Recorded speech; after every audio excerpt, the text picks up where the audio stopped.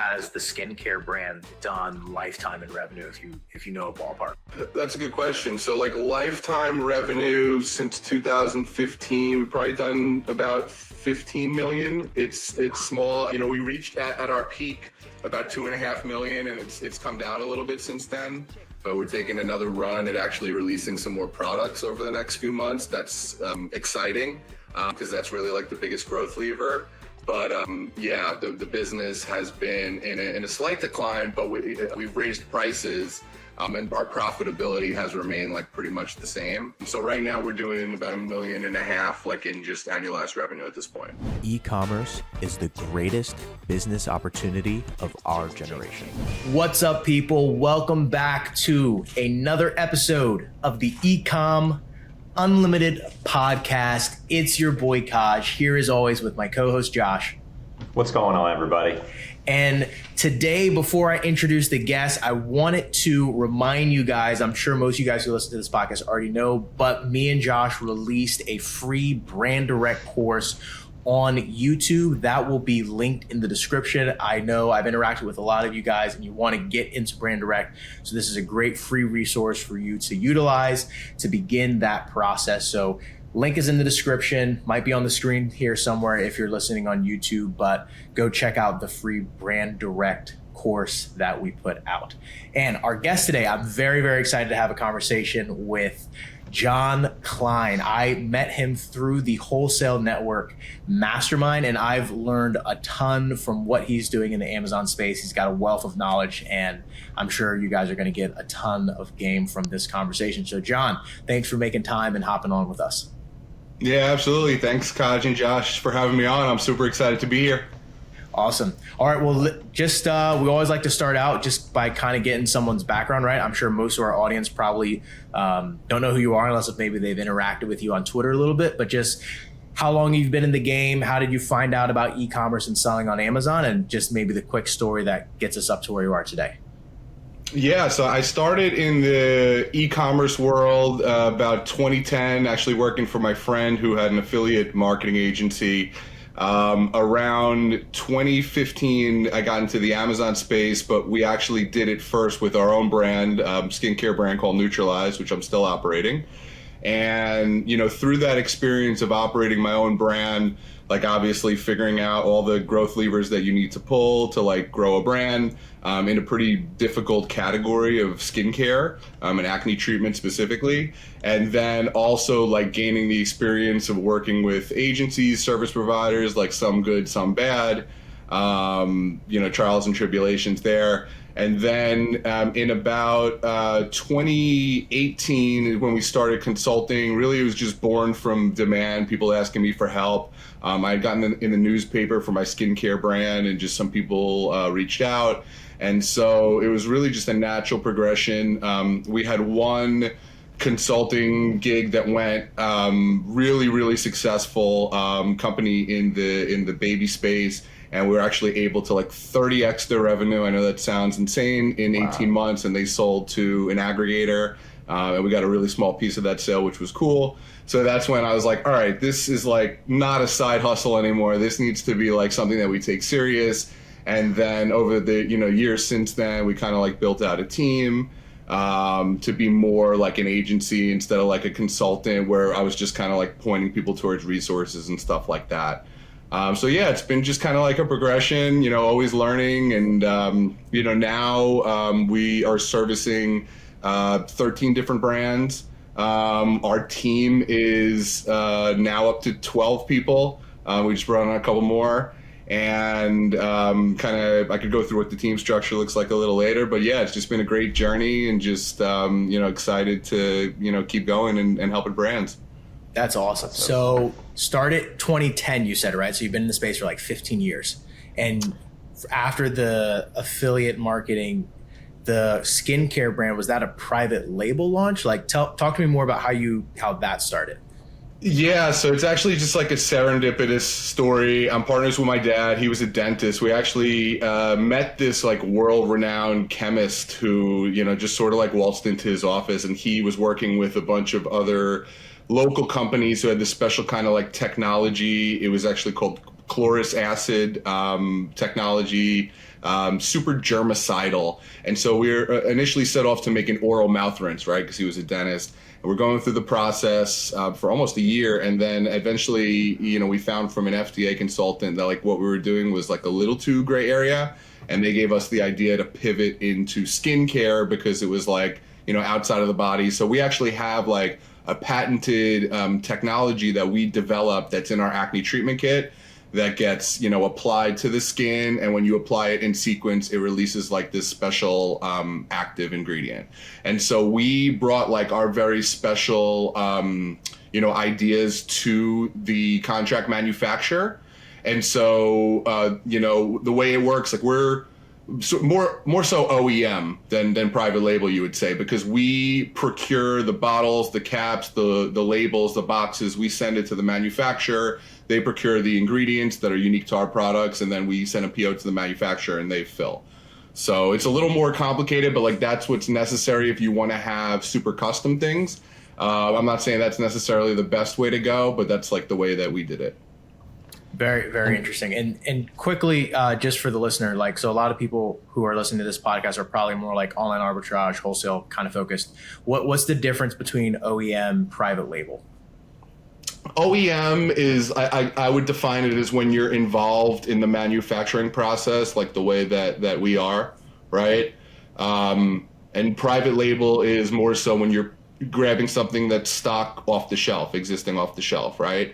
And so private label has the advantage of speed and lower costs and lower minimums, right? Because if let's say you're doing skincare and you work with a contract manufacturer that you could grab something off the shelf, like you don't really have to pay for custom formulation. Your minimums might be low because they're carrying that formulation, right? Your speed to market is really quick because you could just grab a bunch of stuff. But then, other people can grab your same stuff. So it's like if you want to create a little more of a moat, then you could do OEM. But then your minimums are higher and all that stuff. So I've definitely had some days that I wish that we just kind of grab some stuff off the shelf, and still would consider that for certain items, right? You don't need to customize every single item just for the sake of doing it. But I think overall it could be a good moat in a lot of different spaces. Very interesting.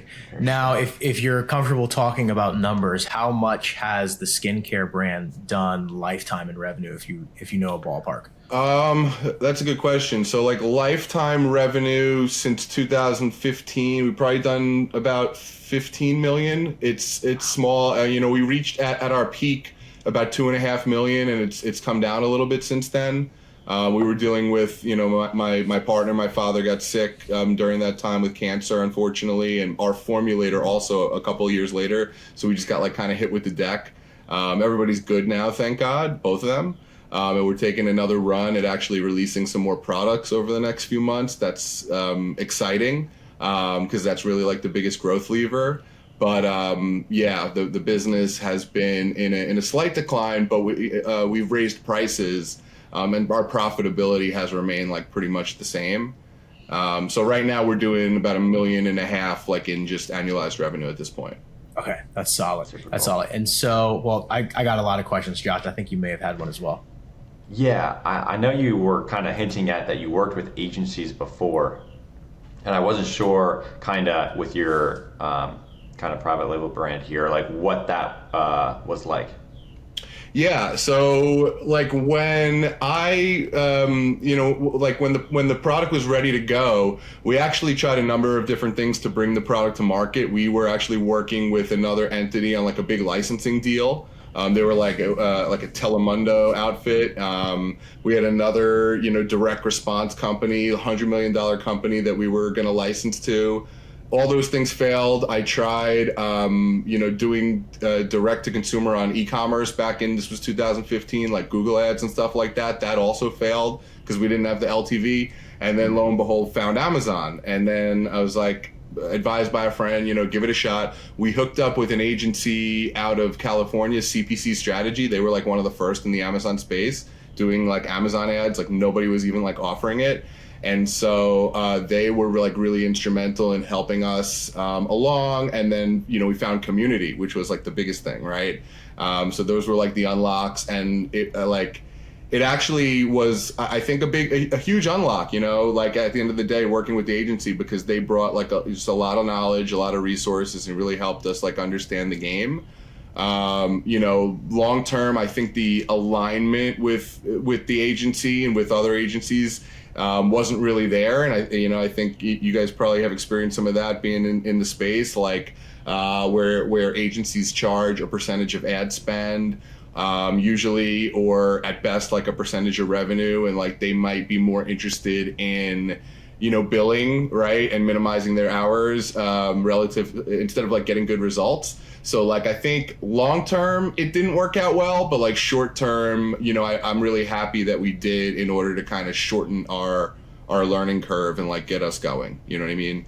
And like if you told me then, 10 years ago that I'd be running my own agency now, I'd have told you you're crazy. Like I had no intention of like ever doing that. So I love that. That's good. Now, so you said that the agency was kind of born out of people just asking you for help. So how long into building the brand were you only focused on building the brand until the agency piece kind of got added in? Because for us, this is also like a really interesting conversation just for us too, because we're like now at a similar point where like obviously, we've been in the Amazon space for, I don't know what, 8 years now or something like that. We've done private label, done some OA, done wholesale. Now we're focusing on the brand direct side of things. And it just kind of naturally happened that people are like starting to ask us, or even the brands that we're doing cold outreach to, like they don't want us to sell their stuff, but they still want help. So it's like, well, we could either just not do all that, or we could just like almost just pretty much just start an agency, because it's like it's pretty adjacent to the work we're already doing, but right. We're just not going to sell it. And it's like makes a lot of sense. It's like that's a service that they want. We can charge an affordable price. Maybe it's project based, maybe it's account management. But so I'm also just very interested into how that transitioned for you and how you were able to continue like scale the agency side, but also maintain like a strong selling account as well. Yeah, it's a super good question. And I think I had a lot of just like limited thinking around it, quite frankly. But some of it is true to some extent. I'll explain what I mean. So like when you have your own brand, in some ways it's like the ultimate freedom, right? I mean, you literally are your own boss. You make your own hours. You can, if you want to go on a trip for a week, assuming you have like a lean team and a small thing, I mean, it's more like you're kind of like calling the shots and you're really, really in control of your own destiny. Whereas, when you're doing service work on the other side of the world, you are beholden to the people that you're serving, right? I mean, if you care and if you're, like actually a good service provider, right. Like we were just and you talking don't want about, to get fired right away. Yeah, a lot of people just don't care and, just want to like, make money, but that's not, okay for me because my reputation is more important. So yeah, it was like a lot of limited thinking around like, gee, I'll do this, I'll do this deal, I'll do that other deal to make some side money, but I'm really more interested in just like launching my own brands and like just creating my own portfolio of brands, okay? But like after, in the middle of that, we actually tried and failed at launching a direct out of China pet brand. And when I say failed, we shut it down just because it was a slog, you know what I mean? And so then it's like, all right, start leaning into some more agency work. And I officially partnered with Dan, who's my, other half and like our COO, who you've met, Kaj. And so, and working with Dan and kind of the way our powers combine, it was just kind of like evident, like, okay, we can build a machine here where, I don't have to like do all the work and I don't have to like get on every client call and I don't have to, execute every part of this. So that was like really, once that happened and it transitioned from consulting to like a real team, it's been a lot like lighter in terms of not feeling like, again, like you have to like, quickly, answer to every single client on every single issue. It's more just like playing quarterback. It's like, all right, this client has this question on this. I can, pass the ball to, this person. I can pass the ball to this person. And so the way that the agency looks today is just, a lot like, it doesn't feel like it's all on my shoulders. So, it's been good. Got it. But at first you were saying consulting. So it was kind of just like maybe you were charging per hour, doing it for free, whatever it looked like, but people were just coming to you asking questions, and then you were, sitting down with them, helping them with the strategy, but you weren't actually going in and doing the work yourself. So basically the way it started with the consulting, I've always been the one doing like the big ideas, right? I'm essentially the strategist because that's really what I'm good at. But at the beginning, I would literally say, all right, here's the best, PPC we used to send to like Incrementum. Here's the best, for catalog management. Here's the best. And we would just kind of like piecemeal out like what we needed, help with, right? But I've always been in charge of like overarching strategy, and even stuff like listing optimization. I would do that myself because that was like the, part of that, I think. But yeah, I mean, that's like, it was still just like a lot on me. Got it. That's interesting. Okay. I'm very curious, and then Josh, I'll hand it over to you after this question. Sure. What is the biggest brand that you've worked with in terms of like the brand's revenue, if you're okay to share that? Yeah, the biggest brand that we've ever worked with has a revenue of 8 million annualized. Okay, solid. So solid. yeah, we haven't had any like really big, giant brands yet, but it's still big. There are levels to working it. with the 8 million brand is like the same thing as working with a 600,000 a year brand at the end of the day. Right. Yeah, as a service provider, I guess there's not too much different there, but it's still like cool to have like those different tiers of clients. Yeah, absolutely. I mean, I'd say the biggest difference is like, like running deals. Typically like those bigger clients on the higher end have more products that are like, bigger catalog, constantly in stock. They tend to have like a few high flyers, right? I mean, whether you're a $500,000 a year brand or a $10 million a year brand, like usually there's like a couple hero ASINs that are really like carrying the load, like that type of thing. Sometimes they'll have more resources in terms of their teams, right? So with that kind of offsets, right? Like sometimes dealing with a really small brand can actually be harder because they don't have any internal resources to do like anything, So once you kind of go up the chain to like a little bit of a bigger brand, like they'll have their own internal resources. You can give value by like training their team on certain things that they want to keep in-house. So I think it's kind of like different, but it's just a similar amount of work at the end of the day. That makes sense. I feel like, Josh, that we've both kind of laughed at that because it's like we know the small brands that have no resources at all. Yeah, it's like just like you're more than an agency at that point. Yeah, it's like, can you take any better pictures of your product? And they're like, yeah, like I don't know how to do that. I was like, okay, all right, that's fine. Yeah, they're like, can you become a product photographer for me? Can you walk my dog for me? Can you pick up my groceries? Like, I don't know about all that. Like, you have to run your own business actually.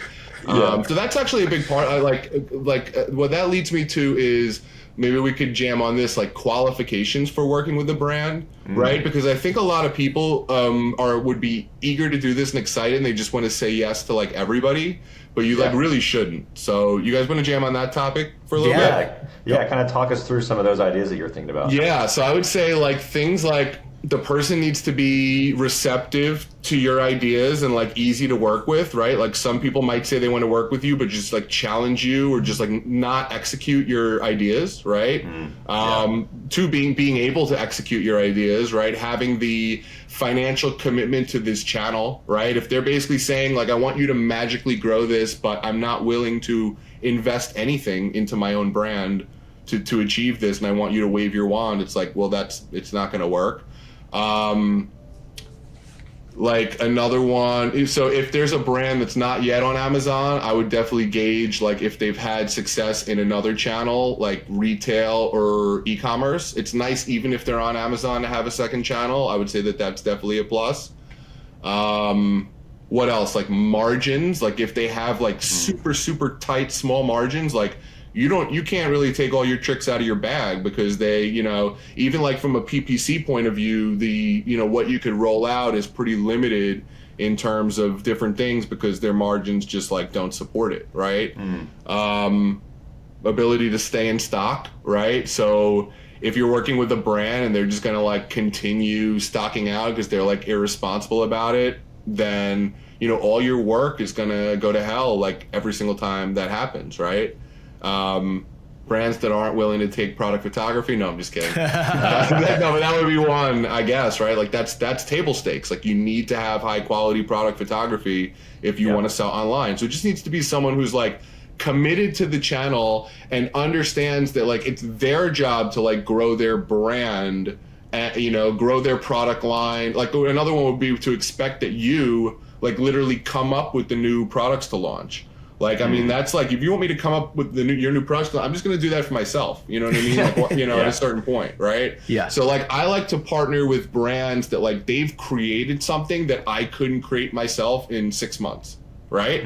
I mean, because you're at the end of the day, you're latching on to a bigger ship to get a piece of that. So it better be like a ship that's like valuable, right? I mean, does that like kind of make sense? You know? Yeah, no, absolutely. And I think me and Kaj have worked with brands where I was like, hey, like we kind of made some new photos for them. Like, have they even like uploaded them to their listing yet? And it's like 3 weeks later. And these, you know, these photos are like way better optimized than their ones on their listing. And Kaj's like, no, not yet. And it's just like, man, like it can be like really discouraging to try to, you know, you buy into these brands because you usually like a brand that you're working with. At least that's how me and Kaja kind of roll. And so you kind of start to buy into their story and how they want to do things, and then they just don't deliver. And it's just can be really frustrating sometimes. And that's something that you kind of have to navigate, you know, with that brand owner. So I think all those points are like super kind of right on point there. And it's good just to continue to have communication with that brand owner. Yeah, and the other thing that's interesting going off of that point is like, so whether it's an agency client or a brand direct partner, it's like there will be varying levels of commitment from that brand. Like, so what Josh was saying in that example, that's one of our brand partners. So we're selling their product. But in regards to like listing updates and all that stuff, they aren't comfortable giving us access to brand registry and like editing listings. So right now the agreement is just, all right, if we make an update, we just send it over to them and then they'll go back in the back end and update it. And some of the things is just like, oh yeah, like why would we change that? I'm like, because we know what we're doing. We say so, yeah. And we're trying to help you. But it's like there's the level of commitment and desire to like experiment and try something new and like make the platform grow is just super low. And that's okay. It's like that's where they are. We can't be mad at them for that. But it's like us managing their expectations and like getting on the same page and like, but then there's some brands where it's like, all right, let's just like go.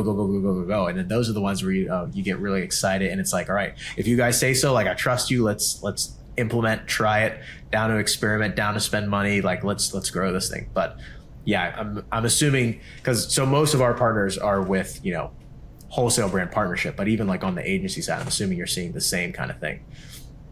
Yeah, like absolutely. You can only help people that are willing to take your advice and like implement it, you know, at the end of the day. So that's probably maybe the biggest one out of everything we discussed. Yeah. Yeah. Now, John, I really want to know what your team looks like for your agency. Kind of walk us through the different levels of like management and workflow that you guys do. Yeah, so I call myself the lead Amazon strategist. I basically am, you know, CEO technically, but what that really looks like is, you know, two aspects. One is, you know, supporting our team with new initiatives that we need to be doing and improvements to our existing processes. Because as you guys know, like things change really quickly.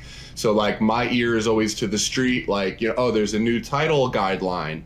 All right, well, if we don't like work on an initiative now to update our entire catalog, like we're going to find our clients are going to be getting all suppressions and stuff. So like, you know, alert, like we got to be doing this. You know, and just kind of, going out to conferences, being in masterminds and bringing back, things that could make our processes better, and then training team members on those processes, like establishing better processes, and then the other part is new client acquisition. So those are like really my two roles. And then my partner Dan, who calls himself the general manager, because he doesn't want to call himself COO, but he's our COO. He like basically runs the business.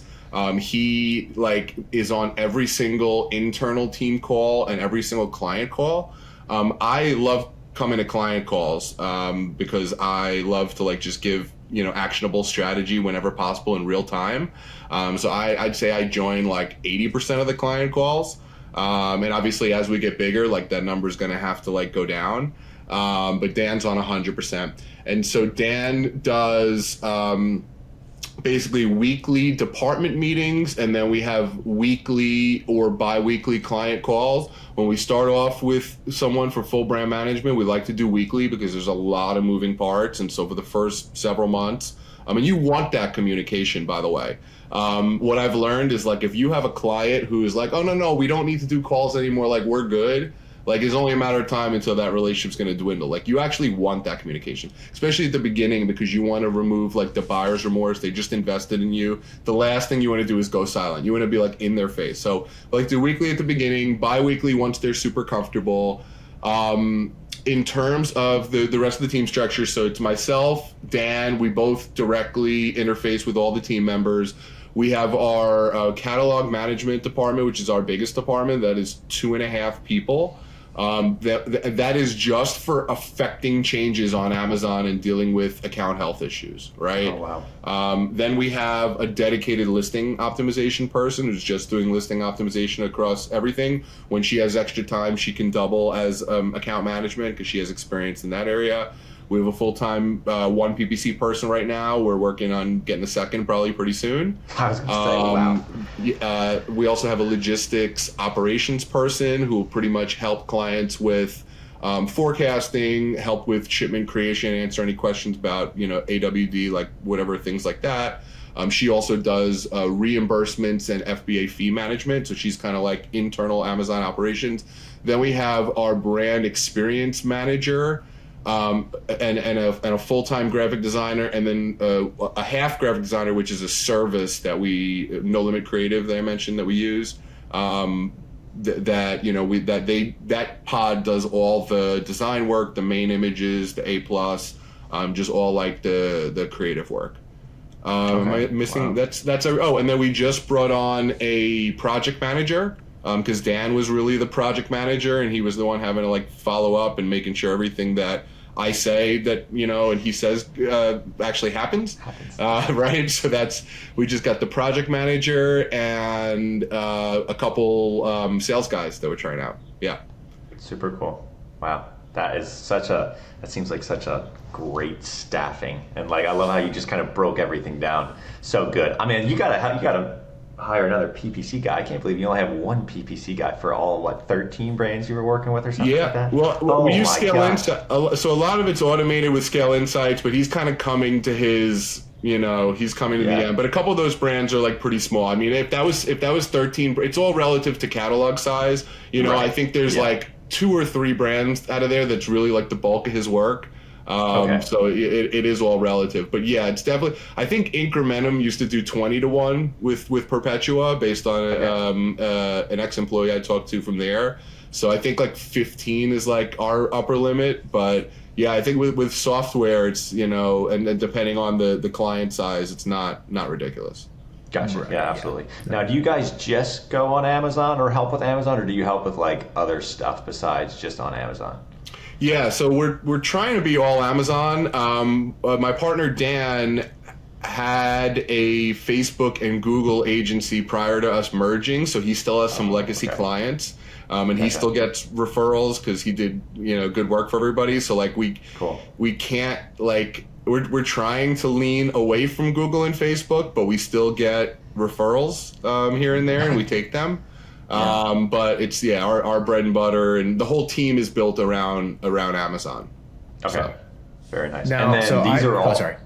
Sorry, and I just want to make sure these are all U.S. employees or do you use VAs? Oh, no. So the catalog management team is Philippines and Pakistan. The listing optimization person I have really good from the Philippines. That's a tough one where you want to make sure listing optimization, you need a Western person, I think. Like the same thing with PPC. You need someone who like understands markets. Okay.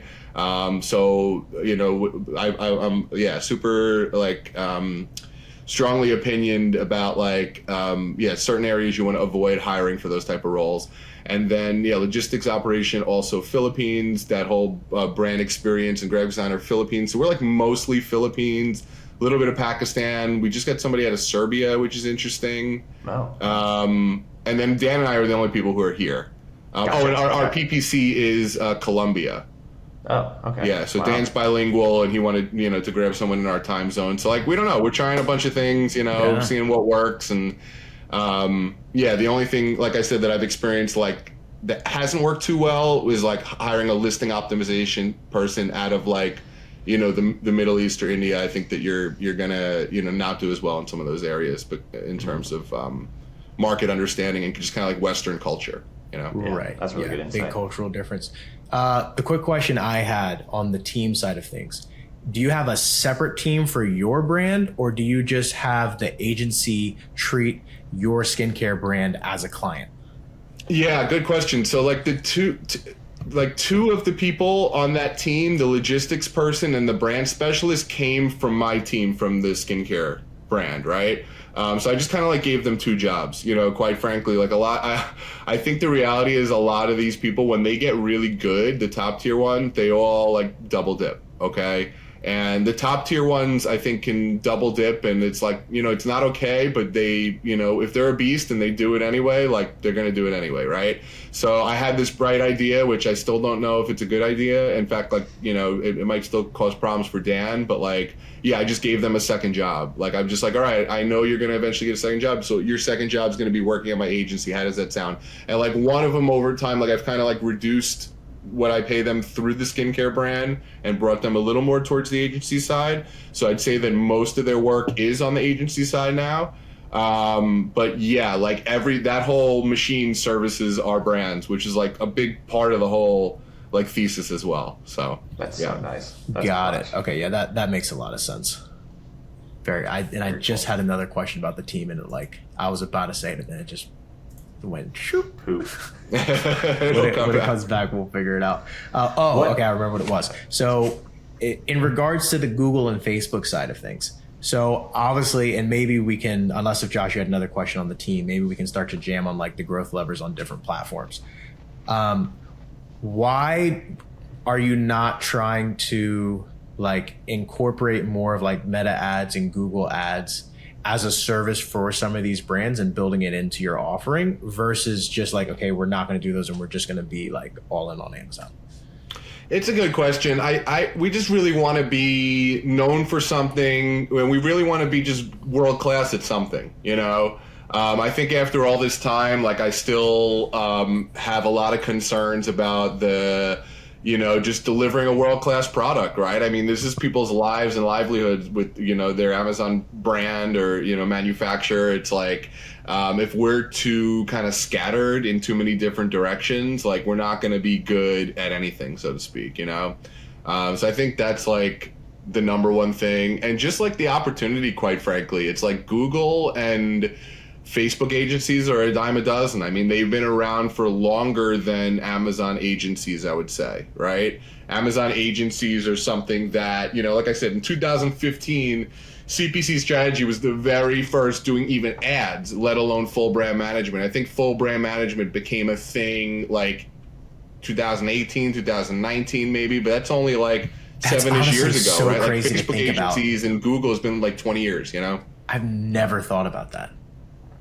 Yeah, so I think it's just like those are more saturated spaces too, compared to like where we still have a lot of like blue ocean where we are right here. You're so I think right. the only people who've got more blue ocean than us are like the TikTok agencies. I mean, there's a lot like really fast, but like people are paying them. So like, I think like Amazon and TikTok agencies are a little less saturated than Facebook and Google at this point in history. Gotcha. Very interesting. And kind of talk me through just like bullet points on like, just so if someone's kind of new to an agency, what kind of everything that you like do for a brand. Like all the services? Yeah, if you could just kind of or if you feel like comfortable, obviously listing all those. Yeah, I mean, so it kind of corresponds to like those departments. So it's really, but let me like just dive a level further. So like the catalog management team is going to, you know, affect changes on Amazon, right? So like the way that it flows, because you talked about workflow before too. Let's say we have a client who is like aggressively launching new products all the time, which is an ideal client, by the way, because that's the most predictable way to grow. You know, as long as it's like being done in like you know, an organized effort and good products. So like first it goes to market research, listing optimization, okay? And at the same time going to our brand experience team to start working on like the image stack, right? So that's happening. Once that's done, both of those inputs go to the catalog management team to actually perform like the upload, make sure everything like goes onto Amazon as we like planned, and is showing. Like the variations are done in the ways that we want them done. And then everything's going to the PPC manager, like all of that data dive, initial research, right? So they know like what are like the core center of the target keywords that we want to be launching around. They're incorporated into the listing. It's going to go to them.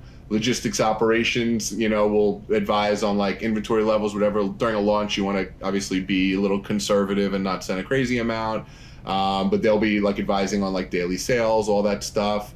So yeah, that's like how that whole flow would look like. And then I just posted like a piece of PPC content on X, which was like kind of like our flow. So like that's the first step is our launch phase, where, you know, we're aggressively going after new keywords. KPIs are like sales, organic ranking, just trying to grow.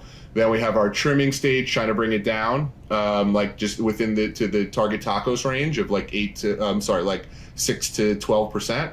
And then we go into re-optimization, right? So re-optimization is a second round of listing optimization that you're doing with real world data, right? Because at the beginning you're using data dive, you're using similar competitors and your gut instincts to tell you like, you know, the main keywords that the listing should be built around. But then when you do the re-optimization, now you're using SQP data, right? So now you can see what keywords you're actually converting above market on, and lean into those keywords, right? Because those are your best converting keywords. Like get rid of the stuff that's not working. Or if there's something that like should be working and it's not, like why isn't this working? Maybe it's like a listing issue that we can add this back into the image stack some way and give this one another shot. But in general, you're leaning more into like what's working and getting rid of what's not working. And then maybe using like Rufus to address some of those, you know, questions, right? And then, you know, put that back into the listing copy and into the images. And by the way, if you were optimizing an existing client listing who like already launched a product, when you're optimizing it, you're just re-optimizing it, right? Because you already have their SQP data. So if we're doing that, we're just starting them in the middle and then moving directly to like phase 3, right? So phase 3 is like still keeping it conservative in that target tacos, but you're starting to push on those a little harder on PPC on those keywords that you just added back into your listing that you're converting above the market. And the final phase is maturity, where you're like, all right, we've done all the growth that can be done. We've, you know, reached saturation. We found all the good keywords. Now we're just like going to cash flow this thing. We're going to bring the tacos into this range, and we're like not going to aggressively like hunt for new keywords or something like that. So that's like our entire process from like beginning to end. But then you have like random client requests, like something is they just want to do something, they want to fix something, they want to whatever. So we have like a catalog request sheet that's just like they asked for these things. We have an account health process where we're just checking things proactively, like using Sellerize at the moment, alerts, and just kind of like going through and making sure that variations aren't broken, making sure that listings aren't stranded or suppressed for some random reason, making sure, did I say variations broken already? just making sure there's no buy box too. Just making sure like, didn't lose like buy box share. So we have like our ongoing like account health sort of process that's running in the background. And then just with each client, we'll have like strategic initiatives, like just based on whatever time of year, and whatever, we collectively think is important. Obviously, like the deals, like you have, some clients are eligible for lightning deals, right? Or best deals. So that's something that our brand experience manager will, if the client agrees on a hero SKU, just like rinse and repeat as often as we can. You've got your Prime Day deals, Black Friday, Cyber Monday deals. So when those come around, we talk to clients, hey, what can you run? Obviously, you want to run things that are like has sufficient stock levels, right? That are just, plenty of inventory in terms of like their supply chain. If you have a finite amount of inventory, like you might not want to run a deal because like why? You want to just sell things for, the most you could get out of it. So like have those conversations. I think that's pretty much everything. I'm probably missing a couple of things. No, but that's so. It literally gets. I'm getting like excited listening to you list all those things off. Before you keep going, just can you define some of those terms for the listener? So like you mentioned SQP, you mentioned tacos, you mentioned ACOS, maybe a few others. If you don't mind, just maybe like defining those just for someone who's like not used to hearing those kind of terms. Yeah, so SQP, SQR, it's Search Query Performance Report. So some people say SQP or SQR, but it's Amazon provides in their brand tools, they provide you with data that shows what keywords you could convert above the market and what keywords you convert below the market. And that is like the ultimate litmus test on whether you'll be able to rank easily for a keyword. So if you convert below market and you are trying to rank for that keyword, you're just like burning money. Like you just can't. Like sorry, like give up or fix something in your listing or your product. Could be price issue, positioning issue, or just the market's too competitive for that keyword. You're just not winning. Your product's not winning on that keyword. You need to give up. If you're out converting the market on a given keyword and you're not already ranking in the top few, you've got an opportunity there. So when you push on that keyword in PPC that you're out converting the market, like you are gonna rank, okay? Because that's what Amazon is ultimately looking at. Profitability per session per keyword, right? So if you advertise on that keyword that you're outperforming the market, you will absolutely rank. What else? ACOS and tacos. So ACOS is your average cost of sale. A lot of PPC people will use that as kind of a metric to just, in terms of your cost. So like if your ACOS is 30% on a $100 item, just to pick like a round number, like your average cost to generate a sale is $30. Okay. Tacos is a metric that, I think more people are using now because it's better. And what that is your total advertised cost to sale. So what that's looking at is like taking into account your organic rankings, right? Because Amazon is different than Google, because Google, you have the ads console and you have organic Google, and they both operate in a silo. One has nothing to do with the other, right? But like as we're discussing, it's like Amazon PPC and Amazon Organic, they're part of like an intimate ecosystem, right? So advertising influences organic, and it's not just like, oh, advertise more and you'll rank better. No, you need to advertise intelligently, like the way we just discussed, looking at your data, and then that's when your advertising can really help your organic. Okay. So what tacos is looking at, if I have a 30% ACOS, but I'm getting this organic traffic. And so now my, let's say as a business, I'm spending, 30,000 a month on ads, but we're generating 300,000 a month in revenue. Now my tacos is like a 10%. Sorry. Right. So, that's like the better metric at the end of the day to understand your efforts as it relates to the whole ecosystem. So we like to target a tacos of like 6 to 10, 6 to 12% at the end of the day. That's like ideal for an Amazon brand. You can't always get there, but that's a better metric than just looking at ACOS, in my opinion. Was there another one I forgot, or was that all the jargon that I said. I think those were the main ones I remember. There might have been something else, but those two specifically explaining that is super helpful for the listener. Okay, cool. Yeah. And then has any brands wanted you kind of to take more over and almost become like a brand direct exclusive seller? Or do you find them just mostly just wanting agency work at the end of the day? Yeah, so that's a good question. We are just now like really getting started with doing some exclusive reselling because we've had a couple clients now. We've been doing one for the longest, but we have like a second and a third who want to sell to us and they just don't want to deal with it at all, right? So they don't want to pay for services, they don't want to allocate any resources. They just want a trusted seller on Amazon. So I think it is very, very wise to have like both business models available when you're speaking to a prospect, and you got to meet them where they're at, because like it's very hard. Like, you know, some of these brands and manufacturers, they're just not built to have an online direct to consumer business, right? It's just not in their culture, not in their DNA. They can't execute, right? They might even be well intentioned in listening to your advice, but they just can't do it. Like it's just not working out. They're probably like really good at retail. They're maybe really good at like manufacturing something, but they just don't have that muscle. And like they're selling to, you know, retailers. That's what they're used to. So like you can't really convince an entity like that. Like no, you need to like start your own Seller Central account. You need to be like running deals and like doing all this stuff. Like they're like, we can't do this. So I believe strongly, like just meet them where they're at. If you have a brand that is already selling to a few resellers, that's a candidate to like, all right, well, how about we come in and we will consolidate this. Your sales will still be the same. It will help do value-added services. In fact, your sales are going to grow a lot.